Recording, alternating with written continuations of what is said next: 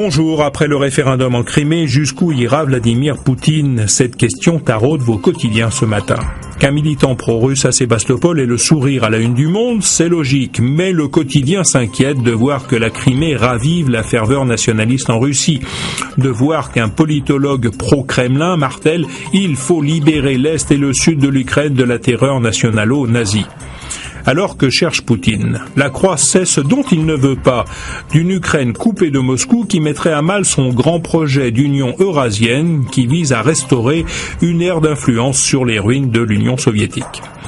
Alors que font les Occidentaux? Pour le Figaro, les Européens, avec des sanctions contre des oligarques russes et ukrainiens, ont choisi de ménager le Kremlin.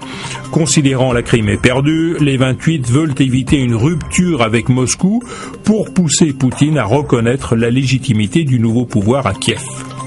Les Parisiens renouent aujourd'hui avec les bouchons après une journée de circulation alternée dont le bilan est jugé plutôt positif.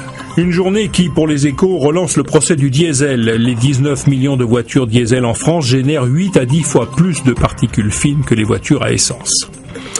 Le diesel qui a été la cause d'une sévère passe d'armes entre Anne Hidalgo et Cécile Duflot, souligne le Figaro. La candidate socialiste à la mairie de Paris a reproché aux Verts d'avoir voté l'achat de 320 bus diesel pour la capitale en décembre dernier, ce qui a provoqué une réaction scandalisée de Cécile Duflot, de mauvais augure à 5 jours du scrutin.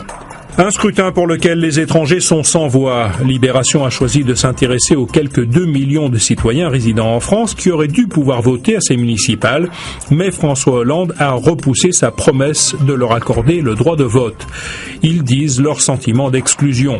Éric de Coutier, dans son éditorial, estime que la République tout entière doit faire un geste parce que la citoyenneté locale peut être un moyen de les détourner de tentations communautaires. Aujourd'hui en France fait sa une sur Apocalypse, le documentaire événement diffusé ce soir sur France 2 qui vous montrera la guerre de 14 comme vous ne l'avez jamais vu. Un chef-d'œuvre qui a demandé 3 ans de travail pour coloriser et sonoriser les scènes afin de toucher un large public à ne pas manquer.